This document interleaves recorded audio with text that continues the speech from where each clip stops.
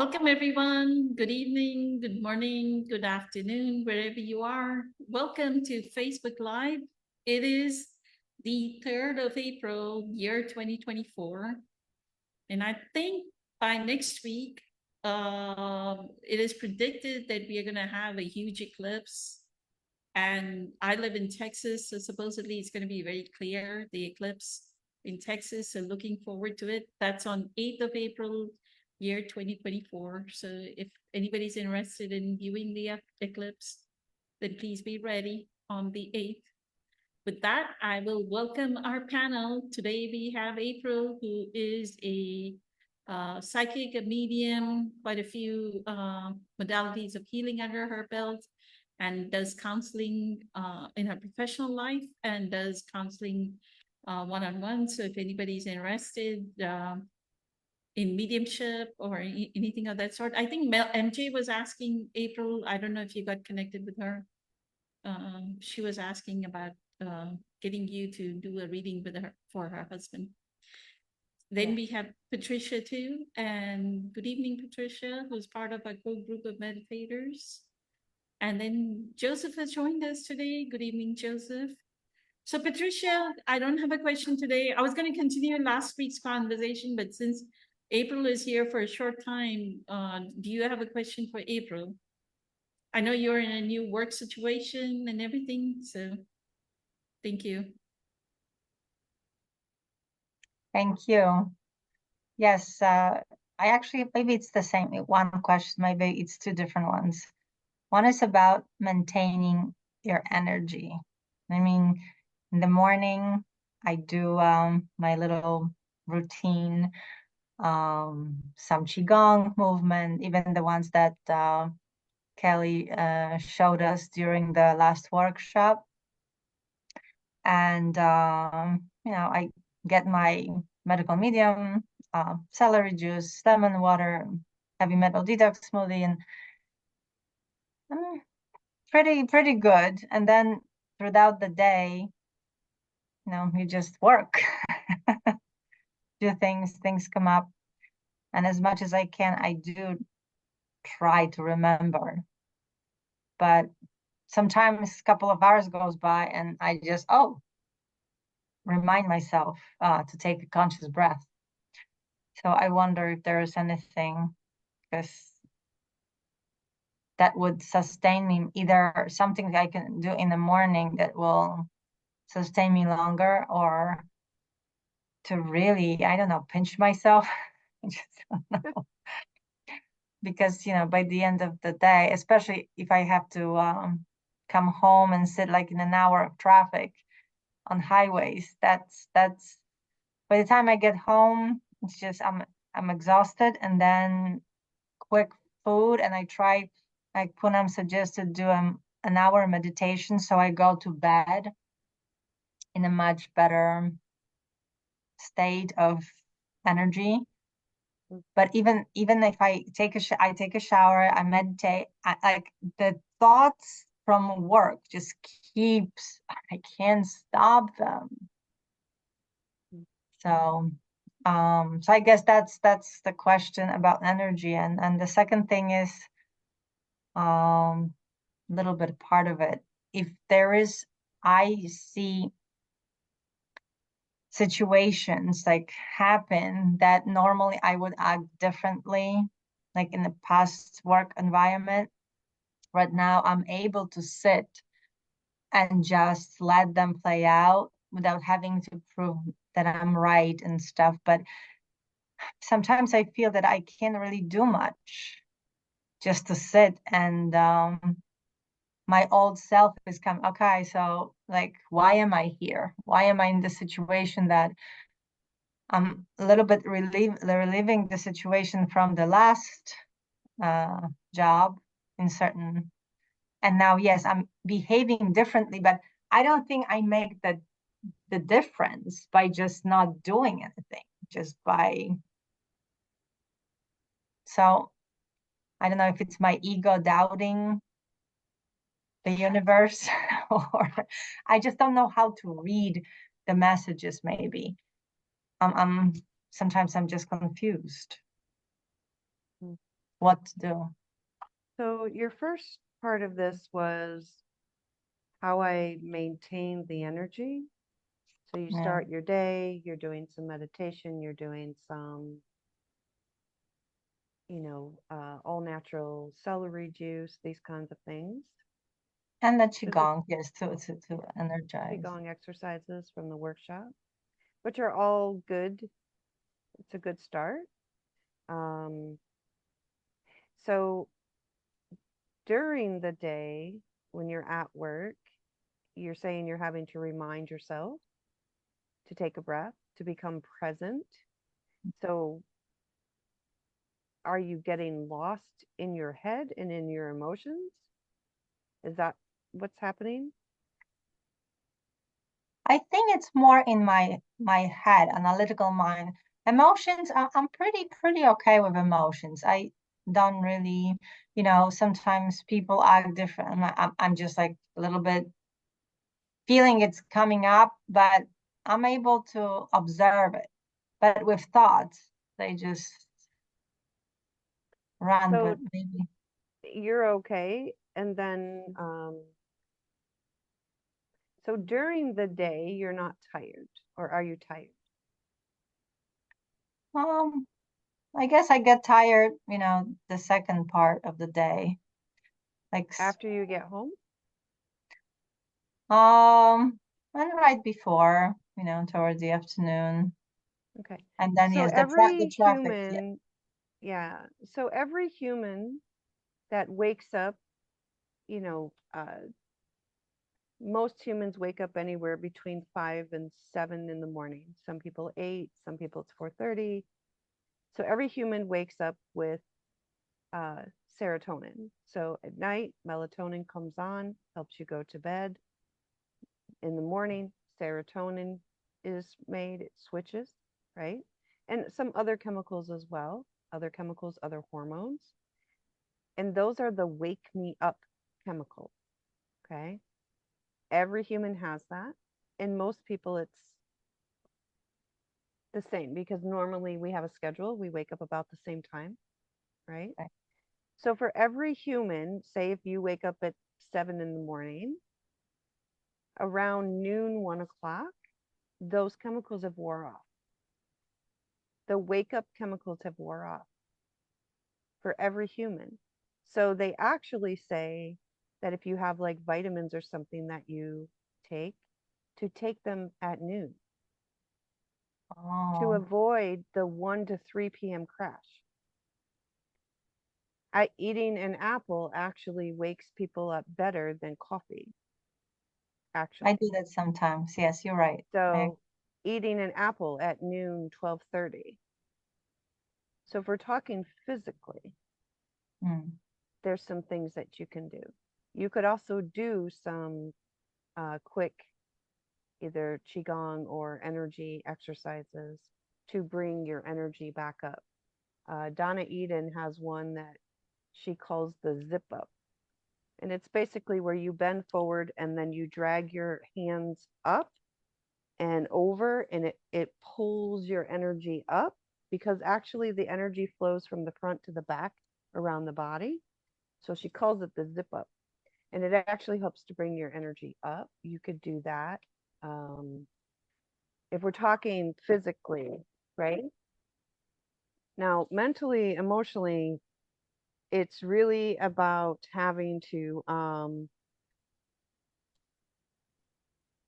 it sounds like your mind is too busy during the day and you're taking on too much emotionally and energetically of other people's energy and of what's going on, and right, so Right. you're tired by the end of the day. So again, it is learning to master this. Now, some people master this through yoga, some people master this through exercise, through meditation. It doesn't really matter how, to me, it doesn't really matter how you master it. Mhm. Like Poonam is very good at this. She has expressed several times to us she doesn't like yoga. that's okay. You don't have to, right? But she does not take on other people's problems. She does not take on other people's energy. She does not have a lot of overactive thoughts in her mind. So she does not necessarily get emotionally drained by the end of the day. That doesn't mean maybe it doesn't ever happen, but that's a key thing. So there's still this needing to learn to, in a sense, what we call kind of master your own energy, where you have your own space and you are not taking on the problems of others or the world. Right? Yeah, so the difference, like, how do I do what I'm supposed to do there? Let's say help the technician with something, and then not take, even today, it's a new guy, and he was just like, I felt he needed to get some supplies, but he was like dropping keys. I mean, and I was calm, but I felt like he's so disturbed. I actually left him in that inventory room and just had to leave. And it was an excuse. And then after I actually found myself in the office, like, wow, did I just leave because it was too much? But but I couldn't just stand there and just kind of know what was going on and still be helpful, maybe, on the outside world, but maintain my peace. I kind of maybe felt intuitively that I'm still too weak, that I actually had to leave him alone for a few minutes and then he came out and he did some stuff and it was fine. But so I So you're couldn't still really. taking on other people's energy. There's this, you're still taking on people's energy, and that doesn't mean that you don't feel or sense what they're going through. Empathy is where we take on the other person's energy, right? And people, and it's okay to like know what somebody else is feeling or sensing, but the biggest rule here, Patricia, really for everybody is you have to surrender. You have to fully 100% embrace that every person's on their own path. You are not there to actually fix this person's anxiety. You're not actually there to, what you're there for is really just to create the space of, you notice this person is maybe having some anxiety, maybe they're frustrated, maybe their energy's just off, so they're dropping everything today. Maybe it's Mercury retrograde. I don't know. But it's not your problem that they're dropping everything. And you really have to embrace that everybody's on their own path. They're going through these things because they have to learn these things. And there's a difference between, you don't actually have to be upset. This is a conversation that I frequently have with people regarding work. Frequently, I have this conversation about, they think that they need to either be overly emotional, or they need to be upset, or they need to be angry to show they care in the work environment. Right, You don't exactly. and if they don't, they think that that means they don't care about their job. No, you still care about your job. Being angry or being upset does not mean you care more. So Can I say something? mm-hmm. Excuse me, I didn't know if you could hear me, so that was a test. But I would like to interject something that when Patricia talked about her anxiety in the morning, and I had that all my life. And one of the things that I found out is that that's when your cortisol is the highest rate. And it's like from your adrenal glands. And so that can put you in that state. So sometimes, whatever works for you or whatever comforts you, if you can take a few minutes and do that in the morning, maybe it would set you up to go off a little better. It's not always going to work because there's always going to be people who are frustrating or annoying or things like that, and they're all on their path, as April said. But I used to put a bubble around myself sometimes at work and just tell people I'm really busy, I can't talk now, if they were you know, ruining my vibe. And that's all. Thank you. Yeah, the white light, surrounding yourself with the bubble or the white light, we've talked about that before, is a good practice to do. It's a very good practice. And especially if your mind doesn't really shut off, and the mind actually never, the mind doesn't actually ever shut off. So Hmm. while you're sleeping, your mind is working. And if you tend to be anxious, then your mind is doing that while you're sleeping. So you very well could wake up with extra cortisol, which would make I you did, anxious. when I did that meditations for the last few days at night, like an hour right before going to sleep, I actually dreamt more. And I remember it's Interesting. like dreams, like I don't know if my mind was using that time to actually being lined up, because I did the blessing of energy centers, different numbers, and maybe it was centered to actually process something, Mhm. you know, like productively, because it was just more of dreaming, weird from like different things. Yeah, but it also sounds like, well, we know with meditation that, and especially Joe Dispenza's, it'll put you in a different brain frequency, right? So we do not have to actually be upset or angry or frustrated or even emotional to show that we care. And that's at work, that's with your family, that's with your friends. A lot of that is learned behavior. It's patterns of, this is what I need to do to show I care and I'm passionate. We don't have to do that.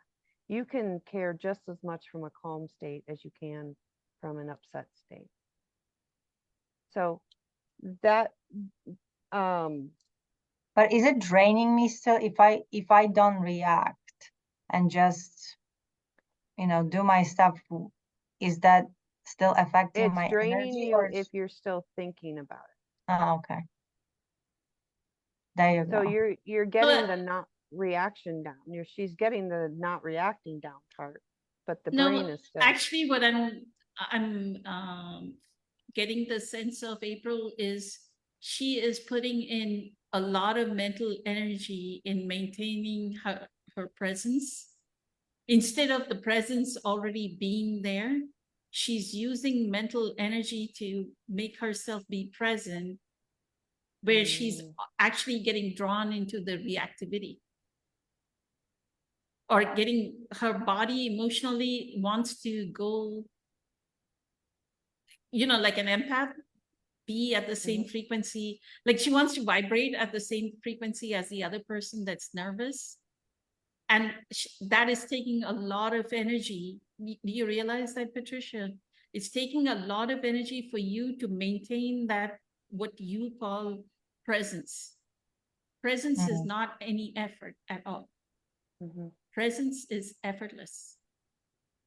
This is Yeah. one thing I so, want to let you know. It is mhm, effortless to be in presence. Yeah, But that's true. that effortlessness comes from the amount of stillness that you have cultivated. That's why in Buddhism, they use the word cultivate. The amount of presence you've cultivated off work, right? Like Dean Graziosi says, when nobody's looking, what are you doing, right? When nobody's looking, can you sit in stillness? If you maintain that stillness when nobody's looking, then when everybody's looking, you are still in stillness. It just naturally flows. so what do you do with that Right. overactive mind? I mean, I slow my breathing. I even do tapping sometimes to do it. And Like Eckhart during Doorways into Presence gave a lot of examples of what you can do to bring yourself to presence. He says, go look at nature, like for 5 minutes, stop your work, go outside and look out the window, look at I've the done, sky. yeah, I've done it. I've done it, exactly. It's like it Go do seems your, like it's go do the inspire breath work for 10-15 minutes. If your mind is going racing like a horse, if your mind is racing, it's time to bring it to theta. If it's going into high beta brain activity, because you will pick up, like the others will be, like how corporate America or a workplace is everybody is in high beta brain activity. Oh my God, what's going they're going that way. And your job is to like slow down. No, one thing at a time, one thing at a time, one thing at a time. I'm going to do one thing at a time. This is what Eckhart taught me, one thing at a time. And things will get done as you do one thing at a time.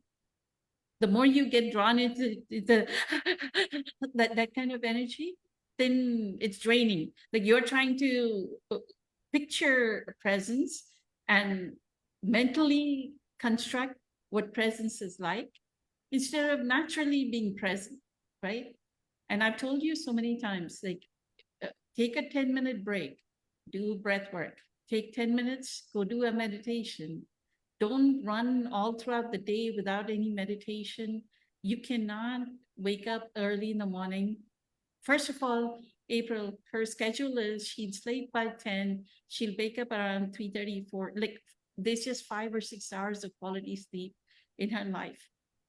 So already you're drained. As soon as you wake up, you are actually, your energy is down because you have not been with source long enough. Until you have 8 hours of sleep, especially with your anxiety, until you have, other people can do, I can do 6 hours of sleep and I will be in homeostasis. Your personality cannot be in 6 hours of sleep.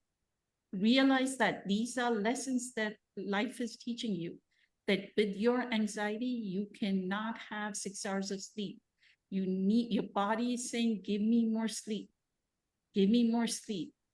It's constantly work and sleeps, literally nothing else. Just work and sleep. so that's what it is. Living in the US and paying your bills, paying your rent implies that that the week workday almost is as though you're working and sleeping, and that's all you're doing. There's nothing else to do. Because of the amount, like you have a commute of an hour, you're spending 2 hours a day in commuting, if not more, right? Mhm. So There's a they lot go, of not surrendering also. So, I am a person that I do not like to drive. It's not, people are like, oh, I'm going to get in the car and drive. Me, no, I'm good. That's not my thing. Yeah, I'm not. And my mother-in-law is that way. She's like, oh, I love to drive. I'm like, no. They're like, throw the kids in the car and drive across the country. Oh my God, no. Like it's not my thing. However, when I do have to drive, there is surrender. Instead of, and Eckhart talks about this a lot, about, whether you're in line at the store or whatever, surrendering to the moment. You are in traffic. You are not going anywhere. You can be upset. You can be stressed. You can wish you were already home. But the reality is, you can be stuck in traffic stressed, or you can be stuck in traffic in surrender. And for some reason, you know this, but you are in the stress mode, in the anxiety mode. And I used to put on a YouTube something or another. I would be listening to some teacher and I would listen to it on the way home. And there were some days where I actually wished I had more time so I could finish the video. Right? So that's basically what's happening is you are not responding maybe physically. However, you are definitely still doing a lot of work mentally, which is draining. The normal studies show that people have somewhere up to 70 to 80,000 thoughts a day. And for many people, 90% of them are negative. So if you are an overthinker, we're having 120,000 thoughts a day that are 90% negative, and we're wondering why we're tired, right? So I it's wish really I about, could just turn it off. you on- can though. You can just turn it off, but it takes that awareness, it takes that effort of noticing what you're thinking. It is thinking about what you are thinking about. It is noticing what I am thinking and then saying, okay, I'm thinking negative. So this chair is black. Okay, I need to get back to doing this report. 2 seconds later, thinking negative. All right, this chair is black. My feet are on the ground. Breathe. But it takes that constant. It's like training, and Sometimes- it's really like training the animal. It is. The brain can be controlled. Now, there are some people out there that they do tend to be overthinkers. They do tend to be anxious. They have ADD, ADHD, which is actually not, it is not the ability to not pay attention. It's actually, they pay attention too much at once. They call it, they can't pay attention. That's not actually true. What it is they actually have 50 tabs open on the laptop instead of 2. There's too much information. So it's really starting to pay attention to your thoughts, Patricia. And when you leave work, and I still do this to this day, even though I work from home, I still work every day, but when you walk out that door, work stays there. You do not allow your brain to think about it, period, at all, whatsoever. And I still do that. When I get up and walk away from this laptop, I do not think about work until it's time to go back to work. When I'm at work, then I think about work. How do you do that? Because I took a shower right away. It's just like I have to stop, and then the shower is starting. The second I am, and then again, there's another thought coming up, and I'm already there So trying to figure again, stuff out. remember, I literally, it's that simple and that hard in the same breath. Just stop. I literally do not think about work at all. 0. Once I walk out that door, it's done. There is nothing I can do anyways. I'm not there. Right. What am I going to do from my living room couch? Yeah, I might have that obsessive, like Poonam suggested a while back, that I might have borderline obsessive compulsive disorder. I mean, I'm not constantly checking my oven, closing my door 500 times, but it might be like a milder version of it, that my thoughts keep trying to Yeah, so run it's through there. usually anxiety, or it may be some form of like ADD. But the obsessive compulsive normally has the criteria of rechecking things, recounting things, having to have things in certain ways, right? And if things are not that way, then you're not okay. I mean, That's I why do actually certain there's a things. show that's called Monk. Have you ever watched it? It's a sitcom TV, and he has OCD. It cracks me up. It's so funny. You have to watch it just for laughs. Like, and if anything is like turned the wrong way, he's like a detective, but he has to go and he has to straighten the picture, and it just cracks me up. Like, so anyways, Do you you think might look that, into, excuse me, do you think that she could be, because she expressed that she felt it was like kind of a compulsion. Could it be just the compulsion? I mean, the obsession, not the compulsion. She's not doing the counting, she's not doing that, but her thoughts are obsessive and they're intrusive. Patricia, are your thoughts intrusive no matter what you're doing? Yeah, they're trying. Yeah, it's just taking me away from the present moment. So they Well, kind of are. there isn't, I mean, I get, you could say that, but in our like diagnostic manual, there's no actual just Obsessive. obsessive diagnosis. That's not. But I know a lot of people that do obsess more than compulsive gestures. Yeah, you're right, they do, for sure. But we don't actually have a diagnosis for that. Usually it falls under anxiety. Yes, Sometimes people with ADD or ADHD though, is where they will get stuck and their brain will just continue to run, run, run, run, run, run, run. like hyper focus. Mhm. That They okay. get stuck. Yeah. That happens a lot with people with ADD or ADHD. It does happen with anxiety as well. Um, OCD, absolutely, but OCD requires other uh, characteristics.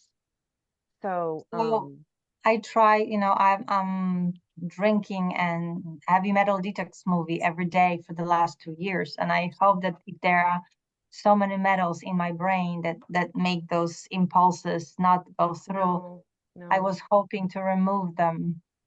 Patricia, that's not, I mean, yes, we have that and those are good. And that for some people, that's the magic cure. And for some people, it helps. But actually, what's probably more so going on is that your body is making too much of something, too much of one of the hormones or the chemicals. So, um, and that's also that your brain needs to be trained. You need to train your brain. And it's not about the thoughts again, remember, you guys, it's about attaching to the thoughts. So people say, oh, I can't meditate because I can't stop thinking. We don't actually have to completely stop the thinking. We have to just not attach to the thought. You allow them to come in and you allow them to just flow. Eckhart says this too. You allow it to just come in and just pass you right by. You don't attach to it. Because then when you attach to it, you're like, oh, I have to leave work. And oh, I gotta leave work. And then I gotta go back. Did I do that? How long is this drive gonna take? And oh, tomorrow morning. Now I'm down some big rabbit hole. I attach to the thought. Don't attach to it. Let it come in, let it go. Because some people it's tiring to try to fight it. Like, oh, I can't fight all my thoughts. Okay, then let's not attach to any of them. We don't put any meaning to any of them. We just let them keep going. We don't attach any stories. We don't run down any rabbit holes. So the other thing is that I've been kind of working with a doctor for my daughter who is a genetic doctor. And as he describes it, there is no human on this planet that doesn't have genetic mutations. And because there are genetic mutations, it will make certain areas of your proteins, your DNA, your genetics not work. And you can try to take all the medicine in the world, but if you don't actually take the right medicine, then it won't work. Right? Or the right vitamin. Like say you're low in vitamin D, and you keep taking vitamin D and you're just low on it. He says it's because there's a mutation in your gene somewhere that is stopping your body from being able to access that vitamin D. His goal is to find that mutation, then supplement it with something else, such as you need this vitamin before you take the vitamin D, then your body will accept the vitamin D. Do you see what I'm saying? Yes. Okay.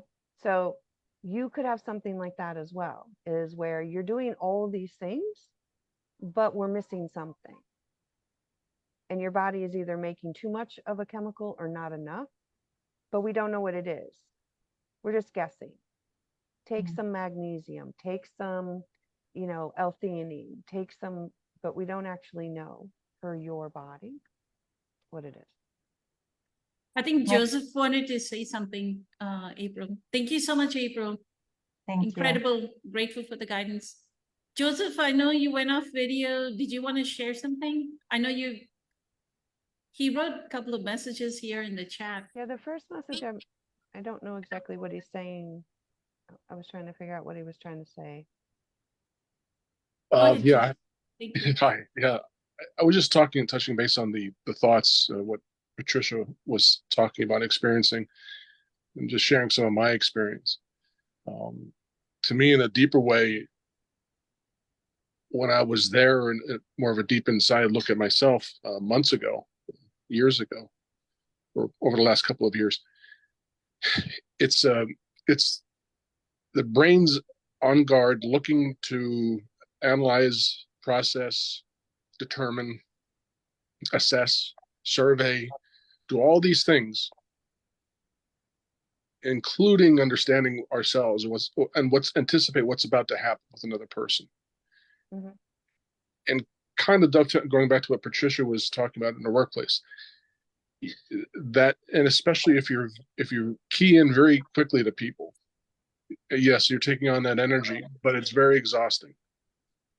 It can overtake you because you're taking on so much, and there's maybe some other things inside of ourselves that are activated at the same time. And to me, it's kind of like a fight flight, but it's a process of the mind, and you can't see it because it runs so fast, but you feel it in fatigue, or you feel it in a symptom. You can't see the thought. You can't distill, what was I thinking when I'm feeling tired? I'm just feeling tired, or I'm feeling rushed, or I'm feeling anxious. I don't know why, but I just am. And to me, that's still things that haven't surfaced yet or come to the surface. I'm saying that from a trauma perspective, that those are things that haven't been vocalized yet. Well, I think, Emotion. yeah, that's true. And I think also you're touching on another thing that happens is that once we have been traumatized in some way or another, then the brain, from that point forward, the brain is on guard and the brain is looking out to make sure that that never happens again, which causes us to be, we overthink and we overanalyze and we try to solve every problem to avoid something happening. It's a protection mode, it's a defense mechanism. Mm-hmm. So I think you're touching on that as well, which is true. The brain's job is to keep you alive as a species. That's its job. Right? Yeah.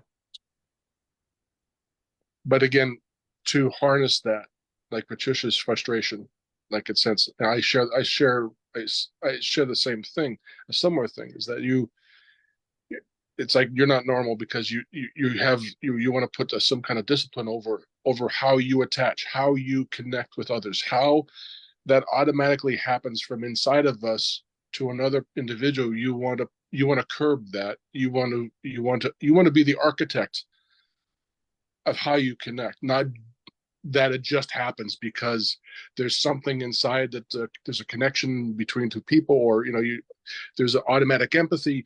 You want to be able to distill, you want to be able to manage yourself so that you're not all in to someone at once.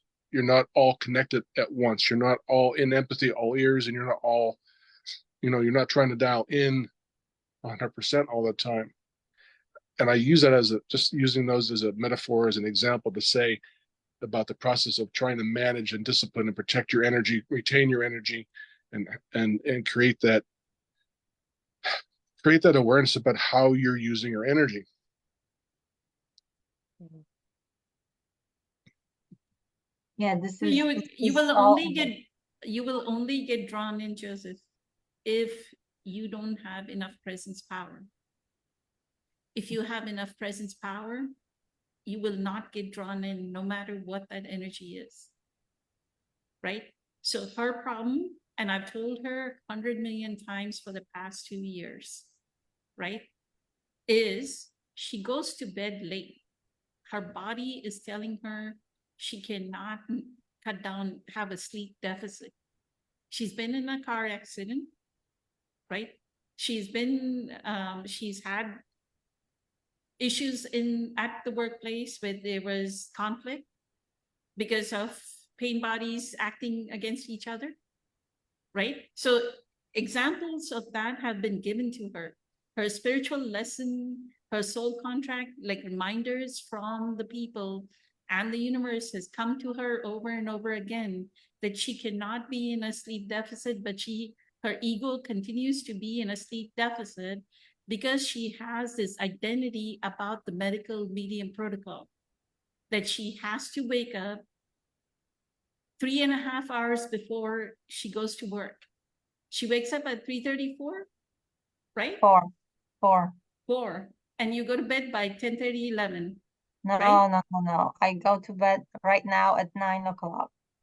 Okay, That's 9 o'clock. after But when do you fall? When do I you fall start asleep? meditation at 8 and I go to at 9 and I instantaneously, I sleep like within seconds. I fall asleep almost, yeah. Okay.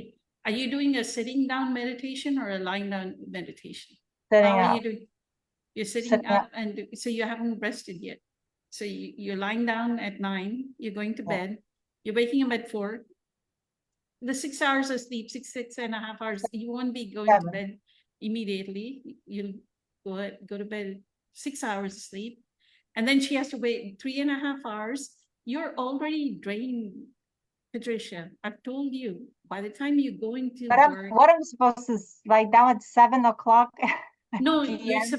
what I'm saying is you can sleep until 5. If you don't have this rigidity about your medical medium protocol, you can sleep until 5. You can put an extra hour of sleep, right?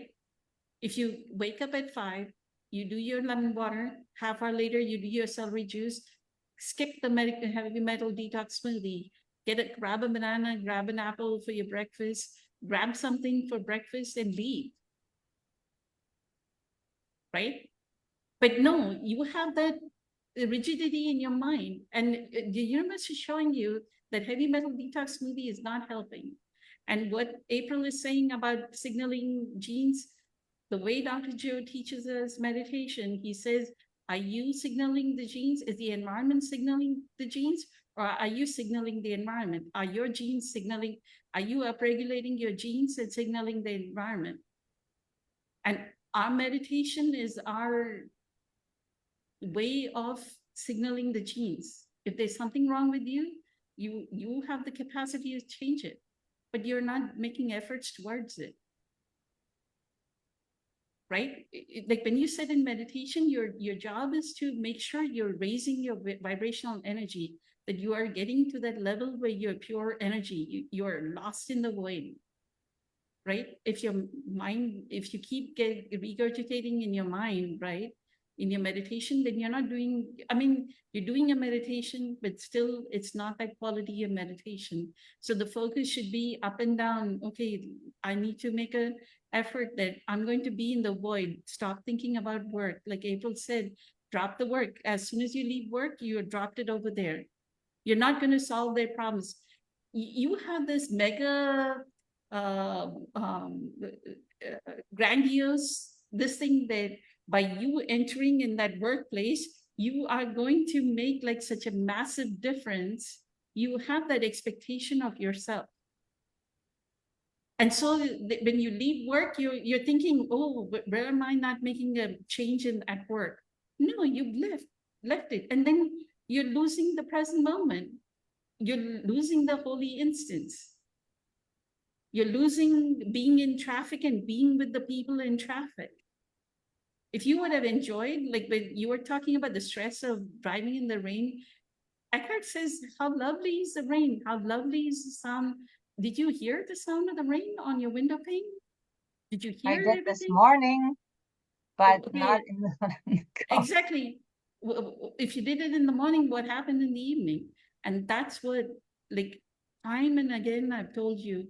So anytime you bring up this question, I'm going to stop you from not bringing up this question. I'll direct you to this video. That what you need to do is wake up later in the morning. Give yourself 6, 7, 8 hours of sleep. Quick, be quick. Like you eat, I mean, you do your lemon water, you already have your celery juice made, half hour, like do your qigong, you're drinking your celery juice and you're showering and leaving. You're grabbing But something. still, it is still gonna take at least 2 hours, 2.5 hours. Why is it going to take 2.5 hours? Because everything takes time. I don't know. You say, like, oh, and lemon water and this and this. This is like 5 things that I have to do, and each one of them takes, you know, time. I told you 10 minutes. Lemon water takes 10 minutes to fix. If you already made the celery juice the night before, it takes 1 10 minute, minutes to but then drink you it. have to wait half an hour Yeah, before you do your qigong for half hour. Okay. You do your qigong. Right? Okay. Let's start. For 4:30, you went to the restroom. It became 4:30 in the morning. Okay, 5:30 in the morning. Oh, right. I just want to take you through it. 5:30, you drink your lemon water. 6 o'clock, you what time do you have to leave? 7. You have to leave home by 7 to be there by 8, Yeah. right? So at 5:30, 5:30, you're drinking lemon water. At 6, you're drinking your celery juice. 6 to 6:45, you're yeah. You can 6 to 6:45, you're showering, right? You're leaving by 6:45 in the morning. You take 45 minutes to an hour. You're leaving by 7. You can You still have to wake up get- by 7. you have to get dressed. You have to eat something. I mean, I have to prepare my lunch to take with me because I cannot not eat all day. So I Okay, get what my do you lunch. have to prepare? Why can't you prepare your lunch the night before and keep it like how people do meal preps? Because I do meditation at Why do you night. have to do? Because you suggested Okay, that I okay, need to you have to do after work meditation at do night. the You have to meditation. do meditation at night. You come back home at what time? 6 o'clock. You come back home at 6. You eat 6:30. You shower 7, right? 7 to 8. You finish preparing everything for the next day, which is what I do while I'm warming up my steamed potatoes. Is while I'm fixing my breakfast and what I need to eat at work. I'm fixing and putting like everything is meal prep is done in the fridge. All I need to do the next day in the morning, I have a swell container. I just put it in there. I put it in my lunch sack and I'm out the door. You need to learn how to be efficient. If we want to maintain this protocol during a work week, we need to be efficient. Right? We cannot let the protocol dominate us. Dominate our life. I right? really don't know how to be efficient because on my weekends when I just let everything happen, I don't rush myself. You know, I everything takes so long that you know, I don't even eat anything breakfast or anything until like 12 o'clock because Same I here. let myself sleep. Same here. Same here. So yeah. So just imagine if you can let yourself sleep in on the weekend, how much rest does your body need? And how much of a deficit you are during the week. I'm telling you, for 1 week, try this. 1 week, or actually 21 days, try this. Wake up at 5, do your lemon water, have your celery juice prepared. 30 minutes later, drink your celery juice, shower, leave. Have your food ready in the fridge. Just put it, if you're taking salads, you already can put it in containers. You can already put the dressing in lemon and honey. You can already put it in a small container, mix it. I put a little cayenne pepper and I already have it prepared. All I do is put it in the bag to take it and I'm out the door. I have the same 1 hour commute. I have 48 miles to go. I have more miles to go than you to drive. Right? You just have 20 something miles to go.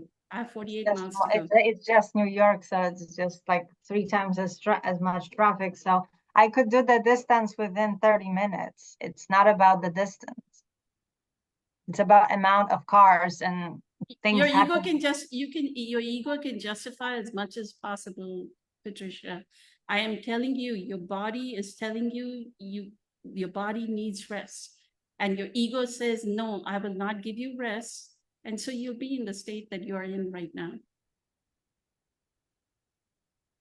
I hear you. Right? It's a battle. Right? So you come back home 6 o'clock, you eat, you shower, eat, shower, 7:30, like you want to prepare all your food. By 7:30, you're ready to do your meditation. 7:30 to 8:30, you do your meditation, you're in bed. You have like 5 from 8:39, 9 till 5. You have at least 7 hours, 7, 8 hours of sleep. You repeat again the next day. Right? And that's what your dedication has to be, to give rest to your body, your dedication, and then look at the presence power you have the next day. The reason why you don't have presence power and people are draining your power is because you're not giving enough rest. Your meditation in the night did not help because you were constantly thinking about work during the meditation. You didn't get to stillness. So the difference that Dr. Joe says about all of us that are good meditators, right? Within seconds, we are in the theta state, right? Our day can be going boom, boom, boom, boom, boom. But the moment we sit in meditation, we are in zero. We are zeroed out into infinity, right? Into the void. So you have to teach your body to do that. That no matter what happened during the day, now I'm done with work. I don't need to change. I don't need to have this grandiose idea that, oh, I'm going to do such magical things at work and I need to regurgitate what happened during the day and bring it back while I'm in traffic and bring it back when I'm cooking. No, when you're cooking, Eckhart Tolle taught us, right? Be in your cooking. You're losing the present moment there. You're losing the holy instance of the present moment. You're not imbuing your food with sacredness. How is it going to nourish your body? You're putting all the anxiety of work back into that food. Yeah, it You're sounds making awful. poison. You're making poison there. It sounds awful, actually. And in the way- morning, if you're doing the same thing, you're putting poison in your celery juice. What's the point in drinking celery juice? And that's why it's not working. You're putting poison in your heavy metal detox smoothie. It's not working. Why am I? No, in the morning, I really don't. And I like morning. Even though it's early, I do like it. This is my me time. You say me time, Patricia, if there was that much power, 2 years of doing heavy metal detox smoothie, it should have made a difference, right? If you would have done it correctly. Well, I feel it did make a difference because you wouldn't probably want to know me 3 years ago. Let me go to Hugh. Hugh, do you have any advice? I think I've talked a lot. Thank you. Hey, how you doing? Yeah, you got a lot going on here. Now as far as traffic goes, right? I used to flip out in traffic, right? And I mean, everybody's thinking, well, what do you mean you flip out in traffic? I'm talking about anxiety. I'm stuck. I'm here. I'm starting to flip out. What if something happens now? What if I'm going to run out of water? I mean, you just talk on all kind of crazy stuff. But Poonian, you said something earlier about keep it simple. And believe it or not, which I didn't know, you got to really have faith in the fact of presence. Like I think I even mentioned you, Patricia, feel the steering wheel, something that's stupid. Feel the air blow on your face. Roll down the windows, listen to the noises. But better for me, what I learned to do is start watching other people. So I would not only be in the watcher of my thoughts, I was watching other people. And I learned all kind of stuff. I'm watching one guy over there. He's just like getting it on me. You know, he's just bouncing. He's having a great time. I'm saying to myself, why can't I be like him? You know? And, you know, of course, you'll see the other person like chewing their nails off and you'll see other people screaming and doing whatever. So it turned out to be it's like I couldn't wait for a traffic jam just to see everybody's reaction, you know? But going back to what you're originally talking about at work, I can assure you, well, if it's anything like my work was, it was like a zoo of an unconsciousness. I mean, it was just, okay, if you're truly an empath and you can feel all that energy, well, then you got to be exhausted, you know? And so I learned the ego says, okay, I'm going to show this guy how to do this, do that. And then I learned all you do is get all kind of resistance and you can't figure everybody out. they're insulted, they got their issues, and it's like, okay. I learned to start watching people do things wrong. That was very hard for me because my ego had to say, "Oh no, you can't let him do that wrong." You know, people are going to do it their way. They'll get to point A to point B some way. He'll get it done, but maybe 2 hours later. You know, but trying to be efficient, trying to show him the most efficient way. You know, and you never know what you're getting because I used to have down at the academy. The guy would come to me, he goes, "What's wrong with your worker? He's really got an attitude." So what do you mean? Well, I walk in on the job site and he won't even look at me. Who's he think he is? I said, he is one of the most intelligent people, quiet. He is so respectful and well-mannered. That's what he was doing, showing you respect.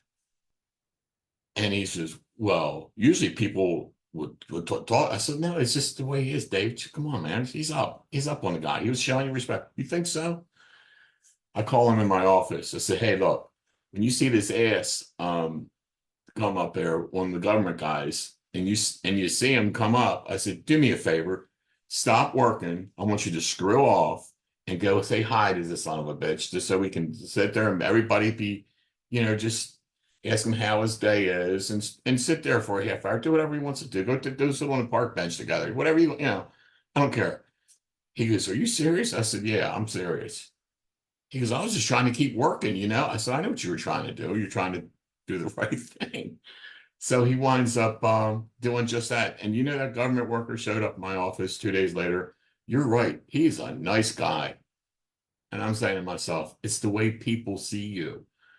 And you got all that brain damage out there that they're unconscious, man. And I had a hard time coexisting just at work when I started learning Eckert. I started learning Eckert and didn't know it because my brother left me it's complicated. The bottom line is I was starting to be conscious and never knew it, and I started letting things just roll off my back and then distancing myself from the crowd, so to speak. I would like because I couldn't handle it. By the time I get home, I'm exhausted from all that stuff, and I felt like I had to wear different masks. So I had to fight fire with fire. So I had to, in a way, be unconscious had to be like them, but that didn't work. I mean, it worked, but it just infuriated me as far as my energy loss, But I really started just distancing myself, like Sharon said earlier, putting that distance around you, and people would have to pry their way into my aura, to get my interaction, and I was always the type, if we sat at a table, if we had that awkward silence, everybody's been there, right? So I'm the guy that keeps going, right? Oh no, I stopped that.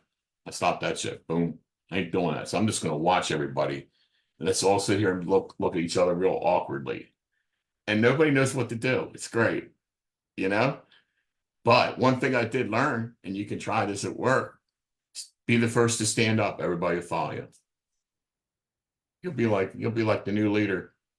Whatever you do, it's like they'll follow. So that was just one of the things I discovered when I started to change, So I feel for you in a work environment. Fortunately, I'm retired, okay? So I can work on growth every day. And Patricia, I know what you mean about not doing nothing. I'm starting to light off coffee at 12 o'clock. I take forever. I'm like slow motion in the morning because I feel like I'm free. I pay too much attention to Eckert when he says forget about psychological time. So I think that's my ad on it anyways. So Thank you, Hugh. Grateful for it. I think Missy said Try preparing overnight oats at night and your breakfast will be ready. Not trying to interject, but it helps me. You can do overnight oats. Let me see. Yeah. My daughter dropped them off at me. Overnight oats. Yeah, they're really good. Mhm. It's oatmeal. You just mix it up and then throw it in the refrigerator overnight. It's ready in the morning.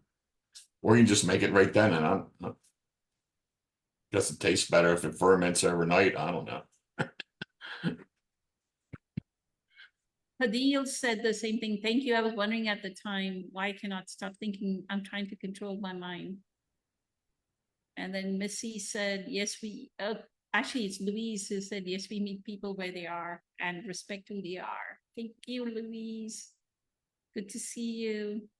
I know Sri Lakshmi and Christina joined us online. So did they drop? Yeah, they dropped.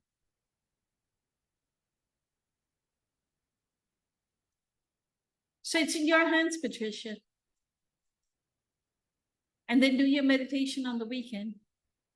Do your 2-hour meditation on the weekend.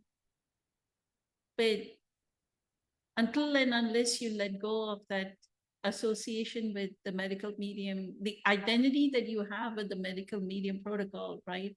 You have to let go of the identity to improve on yourself. Now you have to say, am I going to be attached and build this identity?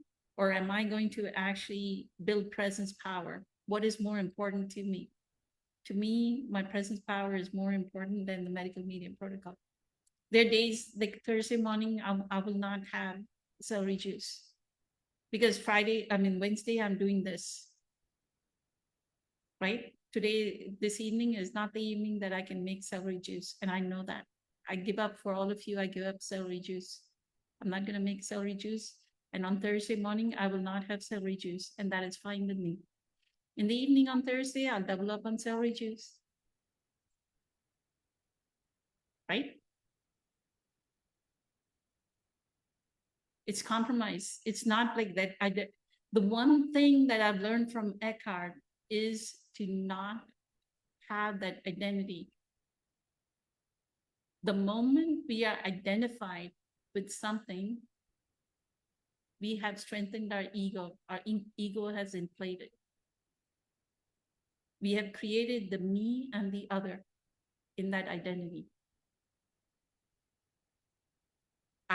This protocol is very loosey-goosey, like I just flow. What my schedule needs is what I do. And my schedule in what I selflessly give, that is the most important thing. This group means a lot to me. I want everyone to, the joy and happiness, the everyday joy, every minute joy that I have, I want each of you to experience that joy, that every minute can be joyful. Just being in your home, just like Eckhart said in Doorways into Presence, just making your time tea can be joyful. Just making your lemon balm tea. And that in itself, like take a few minutes and go make your tea. Right? Get your lemon balm, get your honey with you, and at work, get hot water and make your lemon balm tea. Drink with presence, like make it with presence, drink it with presence. That in itself is a break. Right? I go make my time tea. I go make my lemon balm tea. I go in the afternoon, like by 11, I start my day at 6:45 in the morning because I'm working. Today is the day that I'm working from home. I was at work at 6:45 in the morning. So by 11:30, it's almost been half a day. I go outside and I'm with the sky, I'm with the birds, I'm with the sun. I'm bowing to the sun, like Sadhguru said, to the Akashic, balancing my Akash element, right? And then I come back and I make the porridge for my lunch. And that's what I have. 10 minutes. It takes 10 minutes to make the porridge. You're done. Right? Make your life easy. Make your life easy. Don't make it so hard. Don't make it hard. Your body is resisting, and that tiredness by Wednesday, that you have that much tiredness, 3 days in the middle of the hump day, it shows. Right? So honor your body. Like Carolyn May says in our evening meditation, did you stretch your body out? Did you feed it right? Did you eat right? So feed it right. Feed it right with the thoughts that you have. And with that, maybe we should end because it's getting late for you. Patricia, you need to go to bed and get that 7-8 hours of sleep. So I am eternally grateful to all of you. I mean, thank you for choosing your divinity over your humanity. Sharon, Joseph, you, Patricia, I know Christina and Sri Lakshmi were with us during this conversation. We'll meet again in 2 weeks and we'll discuss more of this, okay? Have a Thank you. fantastic week. Thank Much you love, so much, many everyone, blessings, for giving me your blessings. insights and presence. Thank you. You're most welcome. Bye. Implement it. Bye. Bye.